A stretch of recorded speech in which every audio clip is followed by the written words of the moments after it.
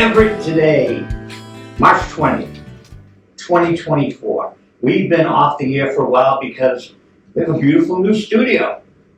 Aki did it. Our producer, Aki, look at these beautiful pictures of Everett Today.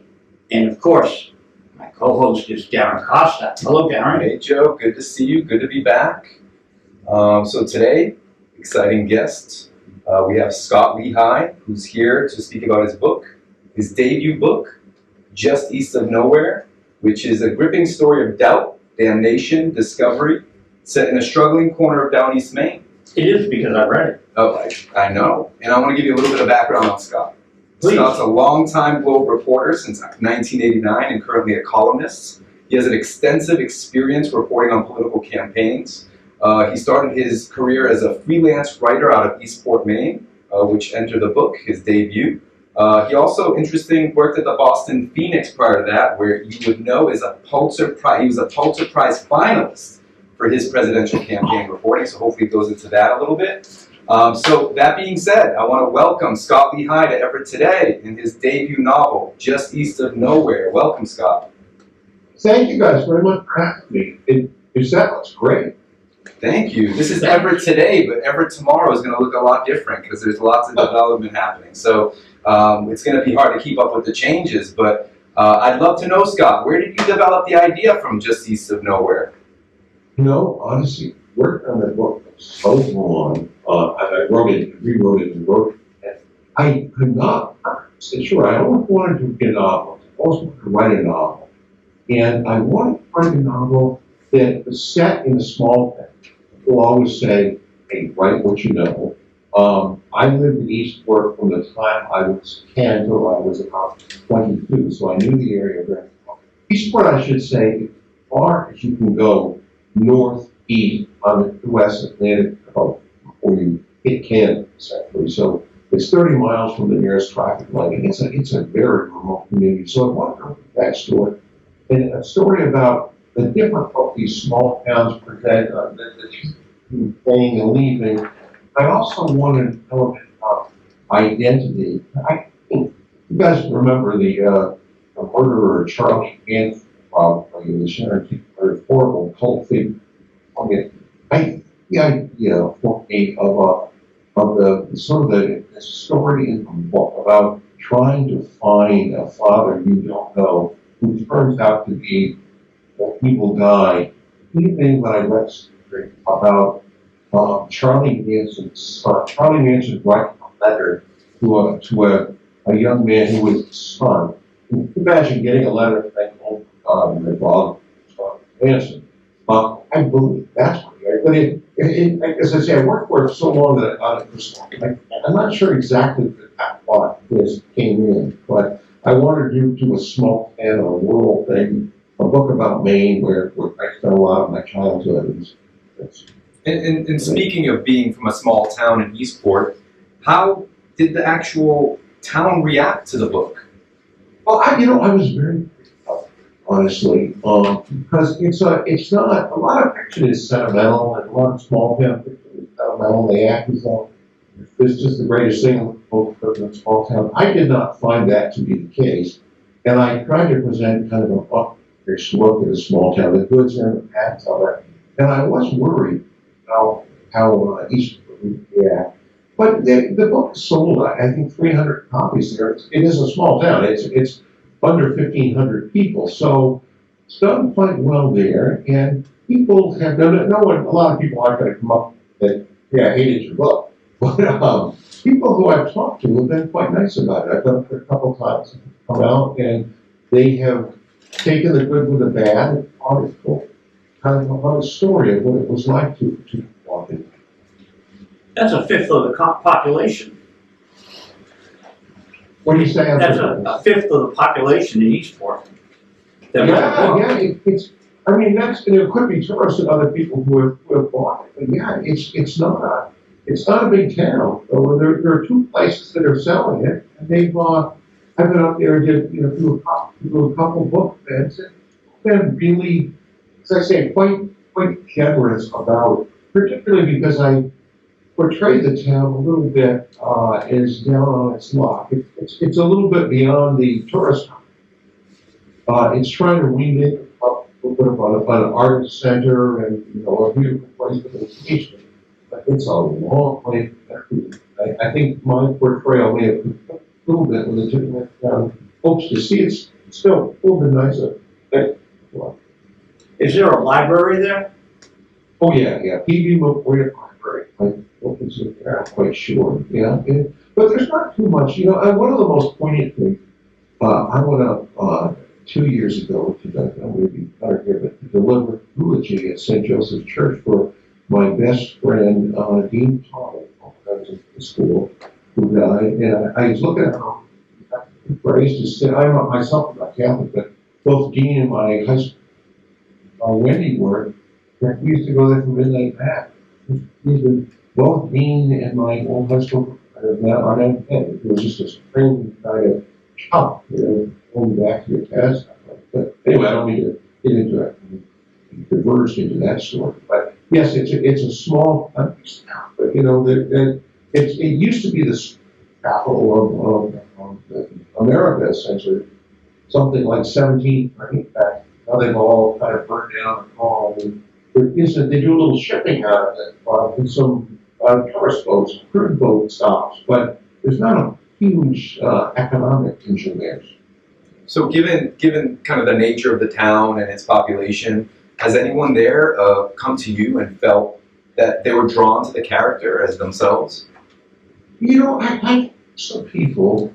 I had an old friend from high school who, people naturally, they try to say, well, what character is what? Who is this supposed to be modeled on? And I told them, guys, these aren't individual characters. These don't represent people I knew or I grew up with. They're all characters that came out of my head, not more drawn to the fight. But people are very interested. They've asked that.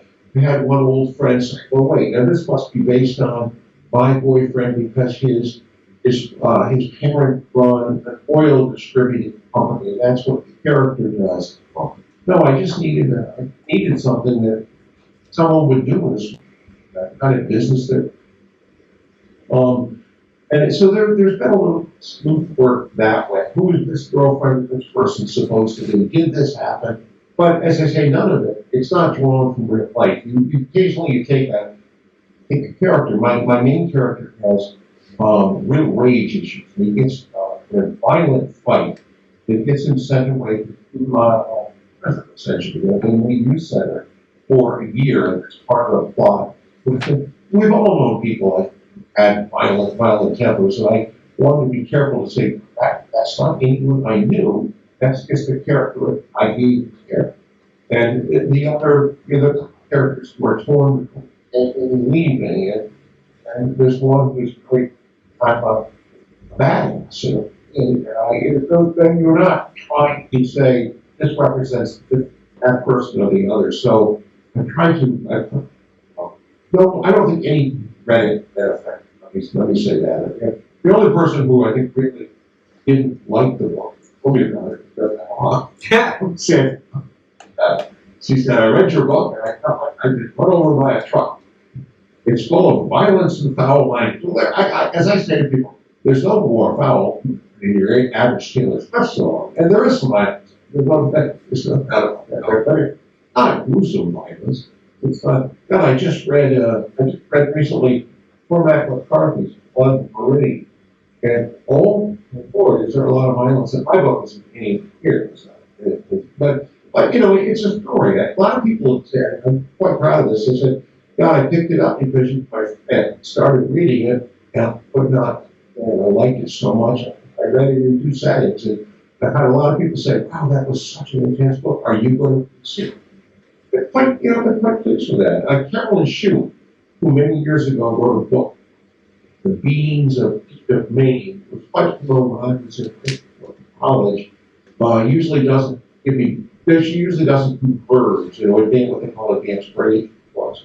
And she was kind enough to read it, and she said, well, I'll read it, I'll take a look. And she sent me a whole full of thoughts and some wonderful words about it. Richard North Patterson is a best-selling and New York Times bestseller.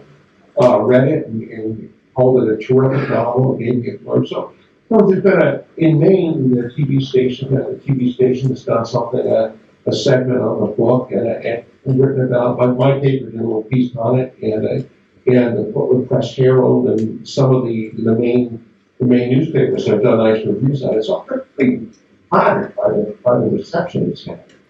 That's amazing. You know, it's amazing to have that reach.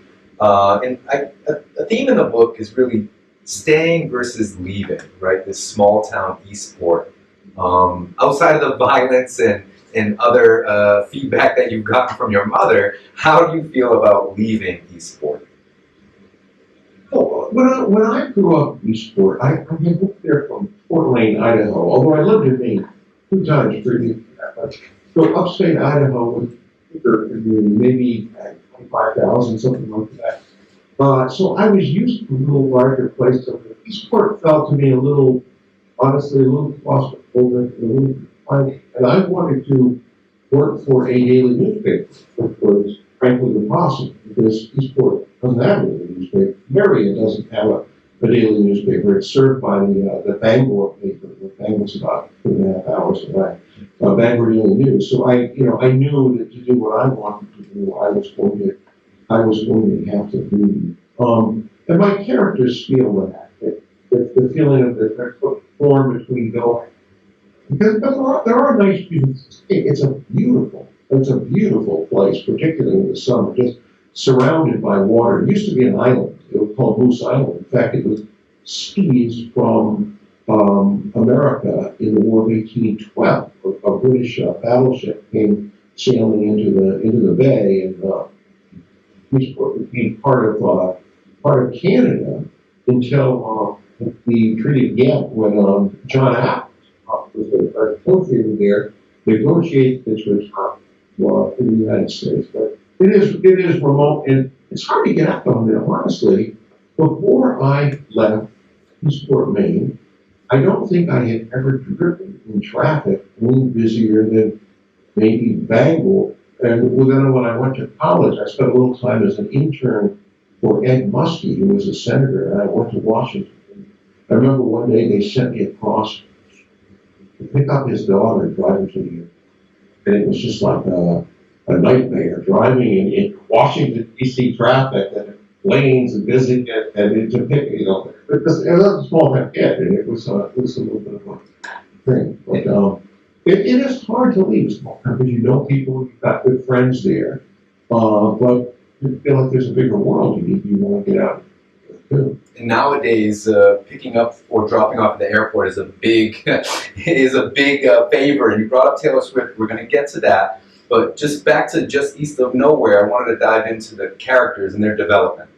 So maybe you can give us a little bit of an understanding of, why did you leave your characters where you did at the end of the story?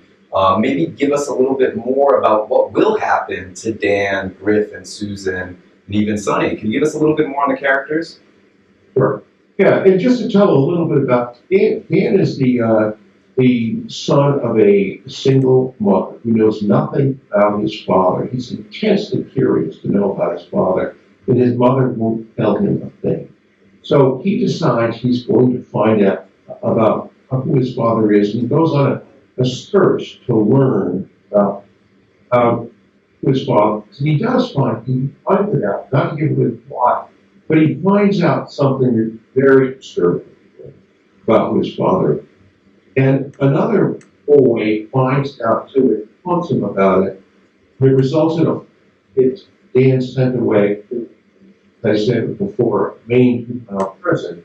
And the other boy, they're both high school kids at this point, is so worried that Dan is going to come after him again that he buys a gun and learns to shoot. That's what it sets the story up. And the young woman who's been Dan's girlfriend, just because it's a small town, right? He becomes the girlfriend of the other guy who's Fred. Then, at one point in the book, Dan is out of prison. His mother died. He has to come home. That's when all the tense present day starts. So I don't want to give away the plot. I take them through this intense encounter they have during this time of growth. And they've all kind of taken a step, small step, toward maturity, or getting beyond some of their issues. It doesn't wrap up into, and some people will criticize that. They want to wrap up into a tiny bow and settle down way, and they all live happily ever after. It isn't that kind of book. They all have sort of come to a moment where they said, okay, I had this big problem. I now believe I know how I'm going to deal with it. I know it made some important decisions in their life, but there's a lot of life ahead of them. I say it's not sentimental. It's more realism, like you call, I guess, social. It's a real life story where nothing is ever perfectly resolved. And you speak of choices and decisions. You had a long career at the Globe and continue to do so. You're associated with politics, journalism, opinions. But where did you pick up this subject? What made you decide to get into publishing? I've always wanted to. I did write in college, and I wrote an early novel in college. Didn't have much luck. I've been over the years. And people have liked it, but they haven't necessarily. They've said, yeah, we like this, but it doesn't quite work. If you write something else, let it know, let us look at it. And then if the campaign would intervene, I'd go off and be covering something that, or writing for the study section. Kind of busily involved in a campaign, a governor's race or a Senate race here. And I would put aside what I had written, and by the time the campaign was over, my friend Rick Patterson says, half of writing is rewriting. It's really true. I never really go back and do the rewriting because I would have moved on to something else. And finally, this book, I said, okay, I'm really going to publish something. I feel like this book has got a lot of merit to it, and this needs to be the book I go back and really rework. And I had a friend who has a small publishing company read it for me, and he said, look, it's a good story. He said, I got to be honest, the dialogue sucks. And he said, there's a lot of dialogue. Yeah, there is. And he said, you've got to, because I was trying to have dialogue replicate speech. People don't, if you say, hey, Joe, you want to get a cup of coffee? Sure, where do you want to go? Oh, let's go to London. Which one? You have that kind of conversation. That isn't the way fictional conversation occurs. It's more like John Lennon. Want a coffee? Yeah. I didn't take a lot. That's it. And I tried to write the way people actually talk. And he said to me, I said, you got to really Scott. I said, that's what I hate about fiction. The dialogue isn't the way people speak. And he said, but it's not meant to replicate speech. It's meant to represent speech, to move the story forward. And I checked that out with Rick Patterson, my friend. He said, that's exactly right. It's got to be sort of terse. Every sentence can't be, every conversation can't be long paragraphs of dialogue. You got to cut it down. It's got to move the story forward. You can't do too much of it. So I rewrote the dialogue. I learned more about dialogue. I wrote it in the next two places I tried to do. He said, yeah, we'll publish it off and get content. So I chose the Island Fort, Maine, because they're a very well regarded Maine publisher, quality publisher. They have a fiction editor and a bunch of different people that went through the book and he did a great job. He's a novelist himself, Curry Jr. Some great novels. He sort of gave me suggestions, and this needs to be fleshed out. This character really. It was a great editing. He did the book, and then he did a wonderful job copy editing too. So I'm really pleased with the final product. I think there were maybe two little typographical errors. One where I forgot to close a bookmark. It's very minor, but it really came through. I read it on the treadmill, so I read the books at the gym at night. Sure. This week I was reading Willie Nelson's 1988 biography. I can't get through it. So I gave it 100 minutes and I put it down. It's so self-indulgent and it wanders. It's like reading a bad edition of Mayberry RFD. So you have to keep the reader's interest. And Willie didn't, and I'm surprised because, he's a writer. He writes songs, and why didn't he do it? He's written many more since, but it drove me crazy that I couldn't get through the book. No, Willie always says he's about 3/4 of the truth. So I don't know. I'm surprised to hear that. When they asked him about his songs, he said, "What are your songs?" Because 3/4 of the truth. I'm a fan of songs, particularly Ian Paul. I love that song. But were you able to read my book? Oh, I read it from cover to cover, so if I can do that, that's fine, then it's a good book. If I can't, if I have to put it down, well, Scott, I have to, but the Willie thing really surprised me because I've been going through book after book after book, and then I hit a brick wall with Willie, and it was like I didn't want to read his astrology chart, and he puts that in the book. And, again, self-indulgent. Marie Osmond was 26 times she referred to herself per page. I reviewed that one, but I got through it. Willie does it almost like Marie Osmond. And again, they're rock stars, they're popular people, country stars. But being self-absorbed like that, make mental note, do not write about self like that. Even in my columns, I always try, a lot of columnists and writers, opinion writers, you will see that they, sometimes the first letter in a column will be I, and it will all be through their perspective. And obviously that's what an opinion column is, but I try not to insert the I into columns that much because I find it like you a little off-putting. I'm quite a fan of Paul Krugman's writing. I think he's a brilliant economist, and I think he's sort of practical and in that MIT school of things. But my one objection to his work is, God, he's not the right joke. He obviously thinks so much of himself and he has every right to because he's on the Nobel Prize in economics. But you want to say, Paul, if you could just kind of dim your personal light a little bit, it might make your stuff easier to read. But so I share that. I share your feelings of it. Even autobiographies, the best ones don't celebrate self twice, but they show the complexity of self rather than the idealization of self, I would say. I like the out-of-body experience. I'm a seagull over the water. There's so much world to talk about, and that you got to keep the readers interested. So inspect, view, reflect. I don't know. Everyone's a writer today because of computers, though. Everyone's a writer. Even AI. Oh my God, yes.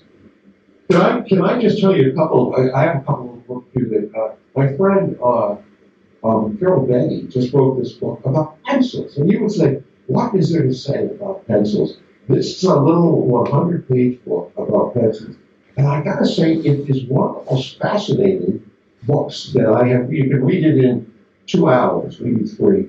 But she finds out about pencil making, and for example, I'm very interested in other people's writing processes. And one of the things she says in this book, John Snyder, the writer, would sharpen 12 pencils in the morning, and he would say, "Okay, I've done enough writing." When the pencils were all dull, you resharpen. That was his way of saying, "I'm done for the." You take a writer like one of my favorite writers, Graham Greene, used to say, "I'm writing 500 words a day," and he would stop in seconds. Even if 500 words, maybe it was another 10 words you would put in a sentence.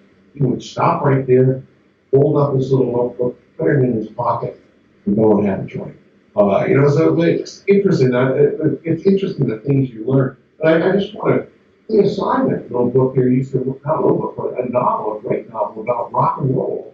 Being in the rock and roll scene in Boston, it's a really compelling novel that I really enjoyed. She used to work with me at the, it's fiction, yeah. Okay. Yeah, it's about, that hit song this thing in his hand and her characters. Very readable, really, very compelling. And Charlie Kennedy's a friend of mine, who used to write for the Globe, has just written this book. I've not read this yet, but American Sicko. Charlie's a West Roxbury guy. This novel is just out.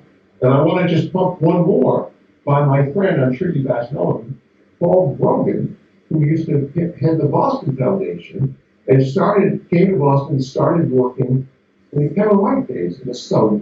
He worked with this is a great book about, it's sort of a memoir, I haven't published this, but about working within city government, there's a lot of really good local books out there. I think are funded. You know, I think this, and obviously it doesn't deal with it doesn't deal with Boston themes or Boston area themes, but I had people from all over the country who've read it write me to say, you know, I grew up in a small town in Washington State or Oregon or here or there upstate New York, where I used to live too. And I thought that even though it wasn't in Maine, I thought the small town dynamic in your book, it reminded me of the small town I lived in. The characters reminded me of the sort of people I grew up with.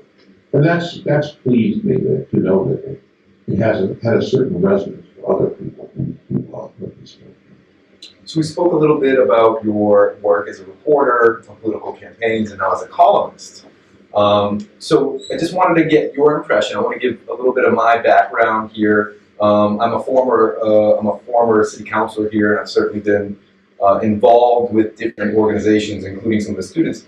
I wanted to hear, and I'm going to give a little background on how I feel, but I wanted to hear a little bit more about how you felt about the MCAS. It was one of the recent opinion articles that you had written. Here in Everett, as a little bit of a background, we have a large non-English speaking population. A lot of people, like myself, growing up as an immigrant, spoke Portuguese in the home. A lot of people in Everett are from Brazil. I personally think MCAS is a challenging way to kind of rate and scale students, but I just wanted to hear your opinion on what your thoughts on the MCAS was. Oh, I'm a big MCAS supporter for a couple different reasons. One is I covered education reform back when it was an issue, and when the bill was developed in the early 90s, passed in 93, I think it was. And in those days, you would have kids who would graduate from high school who would have really very poor skills. They did not have the skills they needed to work at jobs that paid them very well, or to go on to college. And we didn't really have any statewide standards at all. The idea was we're going to get a lot of money and invest a lot of state money in education. We're going to develop a much better, more rigorous curriculum based on things that kids need to know for college, for the workplace, for a sort of a skill-based existence. And we are going to have some sort of standard, an assessment that tells you whether they have learned it or not. And it was really panic after a while, because before this test started to take effect, lots of and then when it actually took effect, the first year it counted was class of 2003. And when kids really put their mind to it, they did much better on it. And subsequently, we found that after kids take it, some kids fail the first time, take it sophomore year. You have 5 chances to take it before you graduate from high school. Almost everyone gets over the bar of the MCAS by the time they graduate. Some people, I think it highlights areas where kids have shortcomings, where they need to do more work, where they need to study harder. But I think it's been a fairly effective way to make sure that everyone graduates from high school with some basic skills. Now, it only tests at a sophomore year level of academic competency in English, in math, and in an area of science. So I personally don't think it's too much to expect that to get a high school diploma, you show that you at least have mastered the material that we would expect a sophomore to learn. And there are some problems, obviously, with with English language learners. And there's talk about offering the non-English parts of the tests you already configured it in one different language, but offering that in other languages and maybe coming up with a little different way for those kids. But I do think it's an important test, and without it, you lapse back to an area or to a time when there is no way to say that a diploma in Everett means the same as a diploma in Charlestown or the same as a diploma in Maltin or Somerville. And there's some obviously incentive for a school to say, hey, look, all our kids are doing well, and you used to hear that quite frequently pre-education reform, and then it really turned out a lot of what we're doing. So I personally think it's important, and I think I think it's great the governor has come out in favor of it, and I think it's unfortunate that this is more a Massachusetts Teachers Association effort to get rid of it than the American Federation of Teachers, but I think they've made a mistake here. They're going to pour a lot of money into it to try to convince people that it's a bad idea, but I think the pendulum will swing the other way. Without it, we really will not have any, we'll be one of the very few states without any statewide educational accountability mechanisms. So I would, there are a lot of other states on their tests, but they do have requirements that kids have to meet. We really don't have much of it. No, I do hope to see it expand to improve the accessibility, because I wasn't a great tester. I didn't learn English, so I went to kindergarten.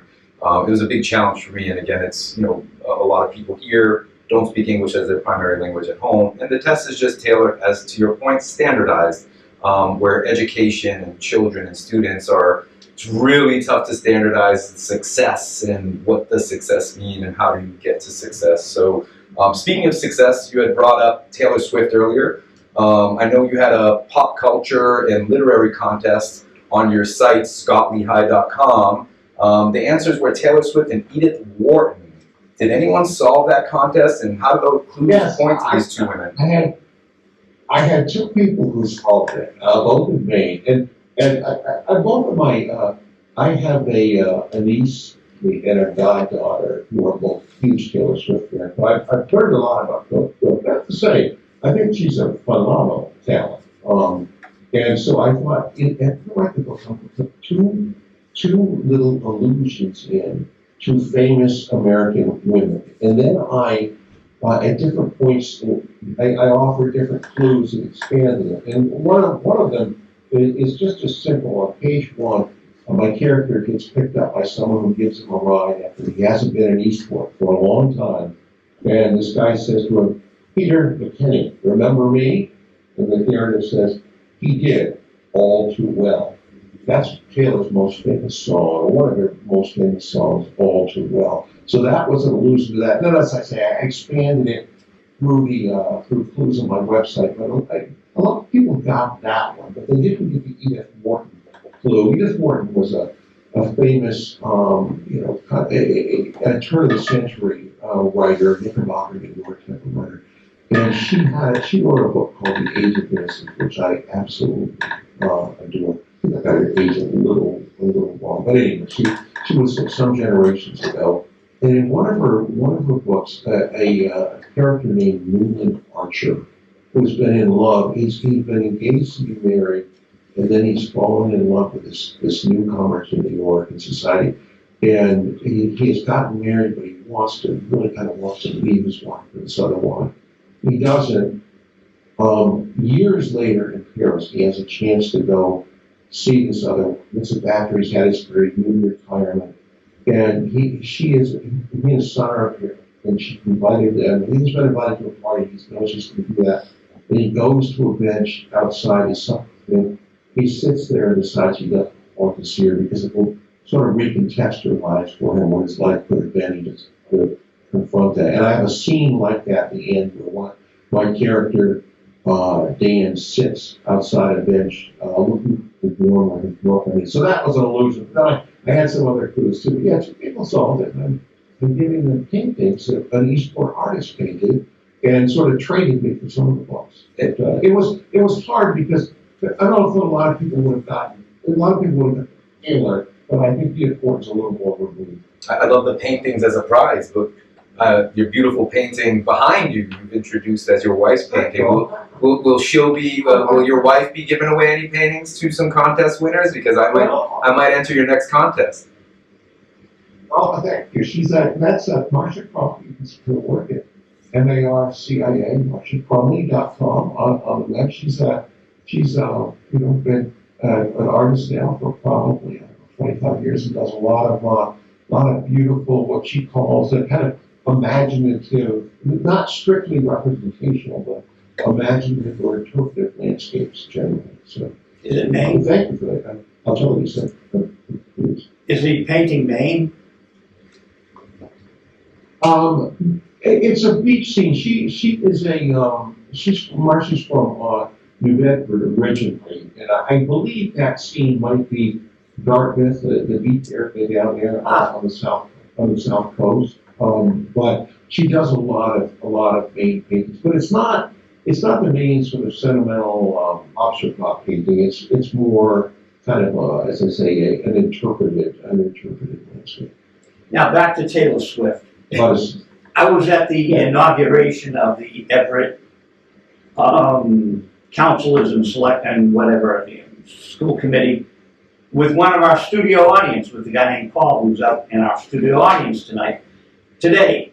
Anyway, I'd never really heard Taylor Swift, and she was played at the party, and man, you kind of met Mick Jagger, and you've been to the Stones 5 times. Who do you like better? Put you on the spot.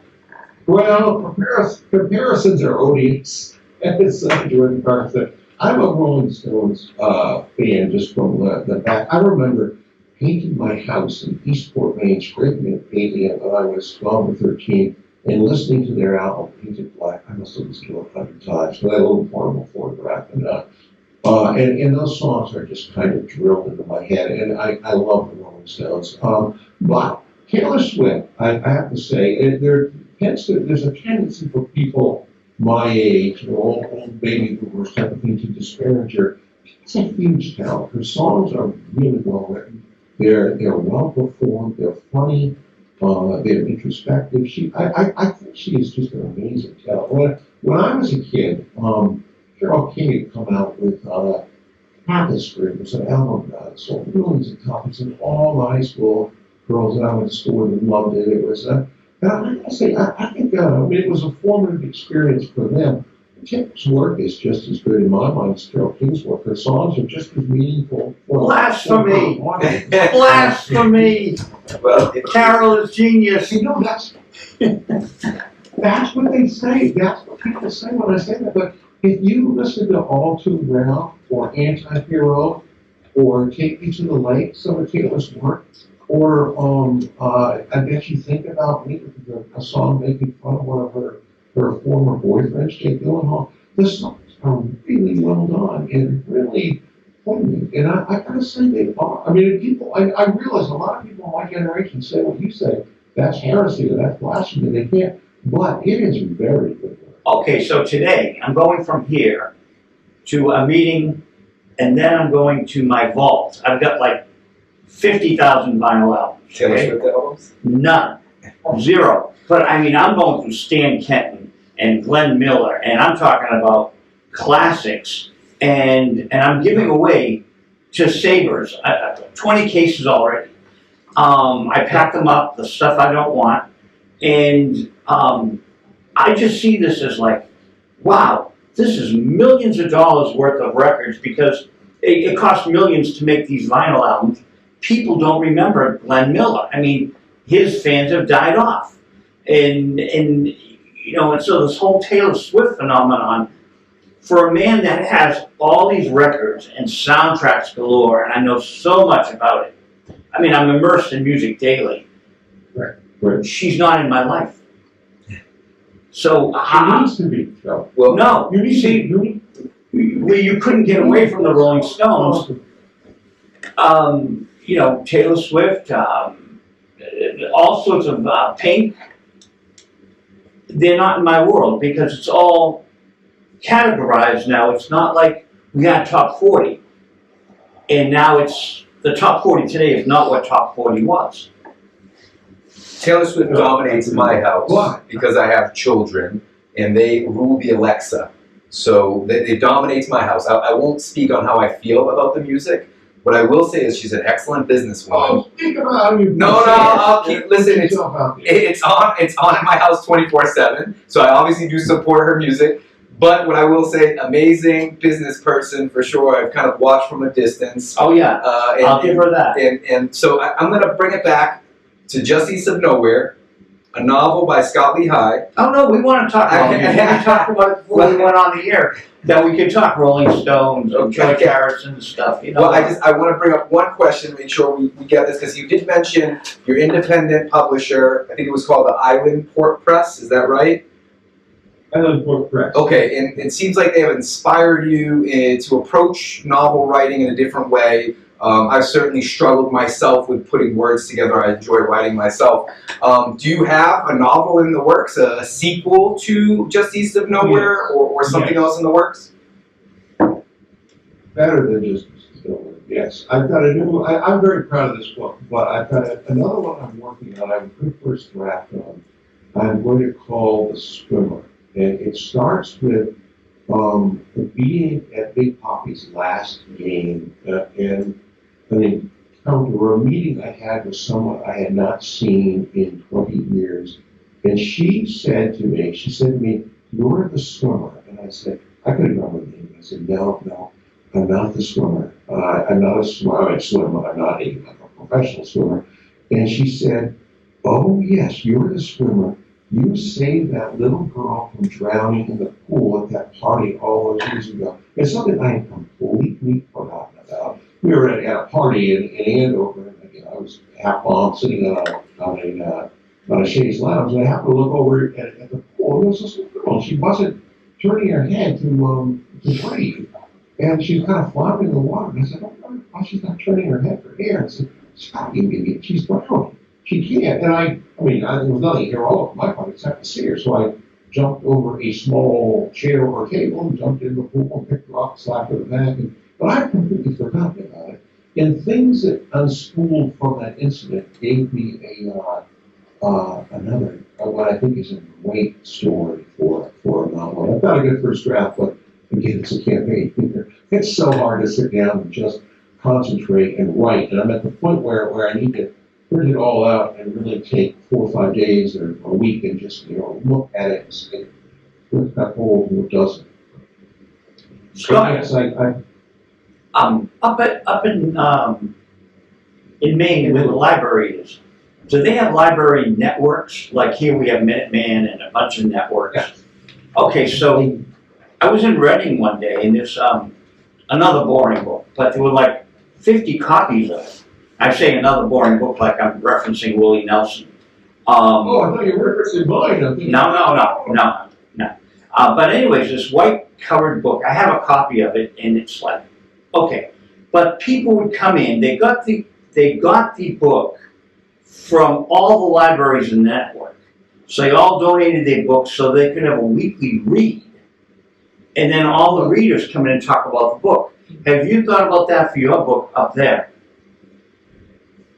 I have made some offers to kind of zoom into book clubs, and people said, "Well, there are book clubs to do it." I'm doing, I'm trying to do a couple things a month. But I'm working like a regular people, honestly, at my regular job. So it's very time consuming to try to do both. I'm doing a library talk, I think, next month. I've got another one, a couple of those scheduled to go in to talk to groups who have read the book. But I'll tell you, Joe, it could be, promoting the book, I had not realized what a time-intensive operation it is to try to get your book, on the hands of all the different people that you would like to see it and read it and maybe write something about it. I'm trying to interest someone in maybe doing a movie or a TV series on it, a Netflix series, because I think it would lend itself to that. And a lot of people said that, wow, this should be a movie. But, that's a world I don't know, so I'm kind of blundering about in the jungle, injuring myself with my own machete about half the time as I go about. So I'm glad you mentioned, your potential for a film. First of all, I want to, we have an excellent book club here at Everett High School. So if you're interested in coming down, I can certainly organize something. But if you were to create a film, who would your choice of actors be for some of your characters? Oh man, that's so hard. Other than me and Joe. Other than Joe and I. That could be the cab driver,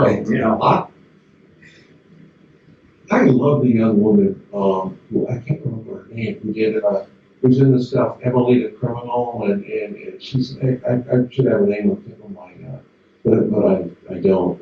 You know, I'm not good at that, saying who should play this role, because I mean, a lot of the role here would be just essentially people just a little out of high school, and I'm not looking at other actors that well.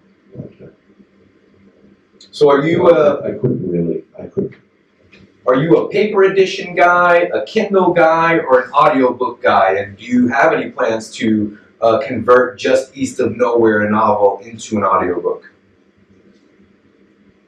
I am a paper edition person, in large part because I like to write down the words I don't know in the cover of the book and then look them up later. Oh my God, to read Cormac McCarthy. Oh, but I mean, literally, there must have been 500 words in that book. I know a lot of words, but there must have been 500 words in that book that I don't know, probably will look up and probably will never use again. But the book is available on Kindle. I have had a lot of people say to me, you should make an audiobook of it. A lot of people say audiobooks are the only way I read or I listen to books. You should do that.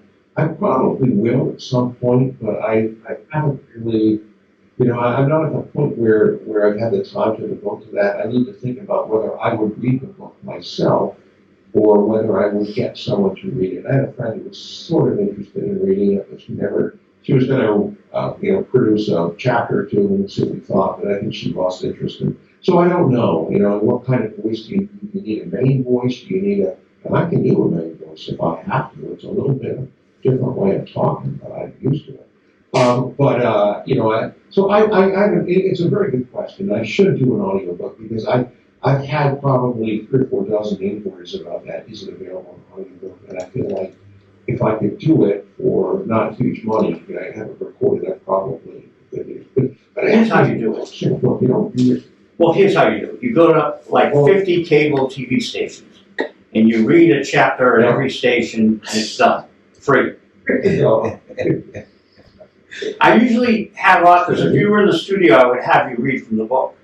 I often do that when they're in studio.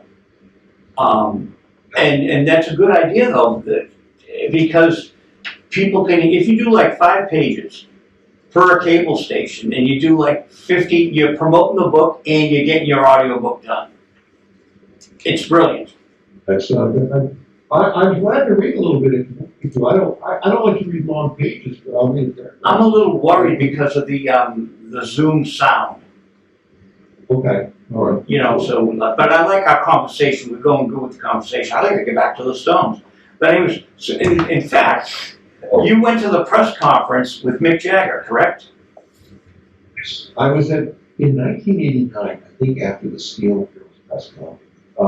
Michael Dukakis had lost the presidential election. He wasn't really, things weren't going that well here in the state. And all of a sudden, his press team said, hey, you guys might be interested. The governor's going to do a press conference with Mick Jagger in about half an hour. And so we went down to 157, it's the room in the State House where the governor had press conferences. And there was Mick Jagger. They got out. It was just kind of a fun, maybe they weren't really talking about much very serious, but they were. I'd never been up close with Mick Jagger before, and I remember 2 things about it very distinctly. It was actually 3 things. When Mick was talking, I think a little bit about gun control, and he said, so I think the worm is starting to turn on that. I might have been the first time I heard that expression, the turn of the worm starting to turn.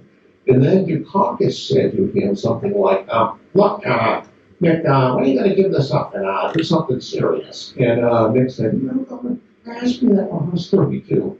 And I told him that I don't really know. Obviously, he's one of the most famous musicians in the world, so he's doing something pretty serious. And, obviously made hundreds of millions of dollars. And then there was another moment where, and this was a written joke, but Dukakis said, well, Mick asked me what I thought of his music. And I said, it's only rock and roll, but I like it. And that's was the name of a famous Rolling Stones song. So everyone started, it's a pretty good joke. Someone had written it well. I'm not sure that Dukakis absolutely understood why it was funny, but he kept on saying it. It's only rock and roll, but it's only rock and roll, but I like it. But it was an interesting press conference and I have to say the Stones now have a new album out. I believe that that Keith Richards just turned 90. I think I caught that 90th thing Rolling Stones put out about his life at 90. And I think Mick is 89, because Charlie Watts died within the last year or two. But the band is still, this is called Hockney Diamonds. It's an area of the, over the other side of the Thames, over near Lambeth. It refers to, I think, when you break a window, it shatters into all those little pieces. I think that's what they call Hockney Diamonds. But I think it's quite a good album. There are 3 or 4 songs. Every Rolling Stones album, except the Greatest Hits album, is somewhat uneven. There are different types of stuff, and some of it appeals to some people, some of it doesn't.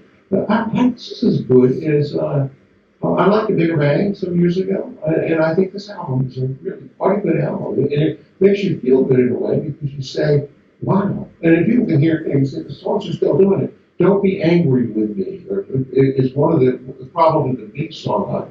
Quite good, and 2 or 3 others I are very listenable, and it's not in the way you say, oh, this is an old band, but I'm glad they're good songs. We got about 6 minutes left. I do want to say, do you know how he wrote Street Fighting Man? No, I do not. It's in one of the books I just read on the treadmill, 4 Stones books in a row, right? So he went to a rally, and he was really into politics, and he realized, I can't go to rallies because I'm Mick Jagger. All the people were asking for autographs. The whole effect of trying to go and protest didn't work for him, and so he wrote Street Fighting Man about that experience. Just, I think, interesting. You know, what can a poor boy do? But you know, hey, we're really happy that, okay, shoot. Full of economics. Oh, yeah. His name used to be Mike, and then he changed it to Mick to give him a little more sort of, sense of the street, a little tougher, a little more of a road. But he's a very well-educated and savvy businessman. In about 4 minutes, is there anything we haven't covered that you'd like to cover? Well, we could talk about the real necessity for everyone in Massachusetts to buy this one. No, we can't do that. We actually can't do that. Let me ask make sure because I know what's taking you away from writing and coming out with your next novel, Swimming or Swimmer. What excites you about this upcoming election, and where will you focus your writing? Oh, honestly, this election, being in politics, writing about politics right now is a little like drinking from a fire hose. It's just, people are, the time was, if you, back in the old days, if someone voted for Mike Dukakis or George Bush, it was just a difference of opinion, and it wasn't such a contentious thing. When people say, I'm going to vote for Dukakis, I like him better. I'm going to vote for George H.W., who's more my kind of guy. It didn't have the sort of deep-rooted animosity in it. It's hard to be a columnist or a political writer right now, because everything you write, I'm a kind of a moderate, I'm a center-left type, I'm kind of a moderate Democrat. So, that's where I would fall on the scale. And a lot of times, the right-winger type are always annoyed with what I have to say. And the progressive Democrats, say on the MCATs, they're annoyed with what I have to say, or when I criticize Bernie, or say I think single payer is not a good idea, that kind of thing. So there's a lot of incoming from both sides, and it's not. I'm still someone who thinks, hey, I'm not a Trump person at all. I think there are many good Republicans, but I don't believe he's one of them. He's a real threat to democracy in the country. I would not want to see him win again, but he does seem to be in a relatively good position. I think it would be a very competitive race. If I had to guess, I kind of think it's going to turn around and Biden will narrowly win, but it's a little like watching someone bowling candle pins. They do a spin shot, right to the edge and almost guttering out. You're hoping he's going to curve back in. Is it going to curve back in and hit the middle? I don't know. It's a really interesting thing. Here's my opinion. The pollsters are wrong. When Biden is getting all this money, 3 times the money Trump's getting, and Trump has all these troubles, and you got the abortion issue, and I think Biden's a lot more popular than the press wants us to know, because the pollsters aren't what they were 20 years ago. You think Biden? You think Biden is more? So we said Biden. Biden he's incumbent. He's got all the power. Trump is one of the few people that never won a popular vote, and he just eked in because of Russia and the Electoral College. And so he's just, he's incompetent, irrelevant, and I can't wait for him to be off my radar, and I can talk about even Taylor Swift. Anything but Trump. I think a lot of feel that they would just like to kind of be done with this era of American politics and not have them take up such mental space in the country. Have things move back to the point where you didn't have to be thinking every day about, oh God, what's happening now. I think some of that contentiousness. We'll see. That contentiousness is maybe here to stay in my experience in Everett with politics. And Joe keeps me informed and my wife keeps me informed on national politics, but I very rarely dive deep into national politics. But locally, I did find that it's a 50-50. You're either with us or you're not with us, where in reality, things are complicated. As you mentioned, your view on MCAS, your view on some other points that maybe don't fall in line with certain Democratic voices. What I will say is that contentiousness seems to be really driven by accessibility. We're all accessible now. Right? And what Trump did, which was brilliant, but scary, was he found the uneducated in America, and I never realized there were so many. Maybe because he was the Apprentice host, but he figured out that a lot of Americans just are not educated. And that's scary. He certainly has become a champion for people who have a certain sense of that they have been left behind and that they're a little aggrieved about what's happening. And I think that they maybe followed him a little too, I would say, cultishly, because they don't seem to evaluate what he's done with the proper skepticism, I would say. But we'll see. We'll see where he ends up. So, Justice of Nowhere, a novel, Scot Lehigh. Any ending notes? We have a couple minutes left. You can go to Google and Google Scott's name and read many of his columns. And do you have a website? I would just say, yes, I do, ScotLehigh.com. I would say this, if people would like to see more about the novel, if you go to, I'm not saying buy it, because I'm a big supporter of local bookstores, and it's always worthwhile going to your local thing. Hey, can you order this for me? If they don't have it, they will. But if you want to read reviews of it, it's been widely reviewed on Amazon, and it's gotten something like 4.4 out of 5.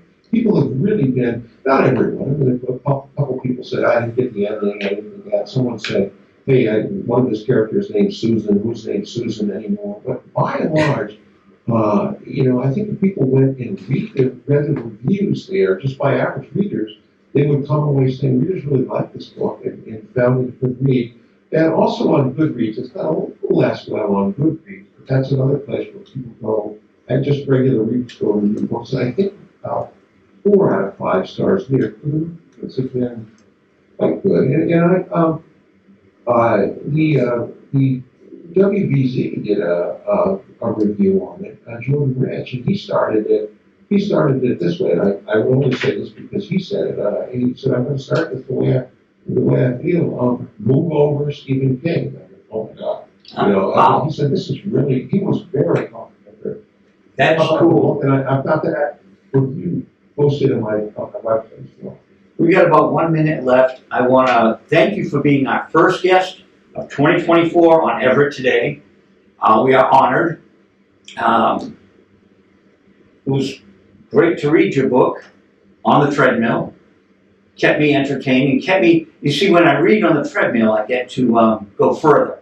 65, 70 minutes, and it's very helpful. So, A lot of treadmill. yeah, and thank you very much for being on our show. Everett Today is hosted by Joe Leone and Darren Costa. Scot Lehigh is our guest. Aki is our producer, and Paul Norman, our producer in Wakefield, is here in the studio today. Boy, thank you so much, Scott. Thank you, Scott. Well, thank you guys very much for having me. I really appreciate it, and it was a lot of fun, and I hope, thank you for the nice comments in the book. I hope people will give it a look, and I hope both of you guys will read Taylor Swift's lyrics and listen to a couple of her songs. I will. That's you too, Jared. Joe, I hope you will listen to Taylor. And I don't think we're selling Joe. I'll be listening to the Joe Perry Project, because next week we've got Mark Bell of the Joe Perry Project. Thank you, Scott. Thank you, Aki. Scott. Thank you. Bye-bye, guys. Bye-bye.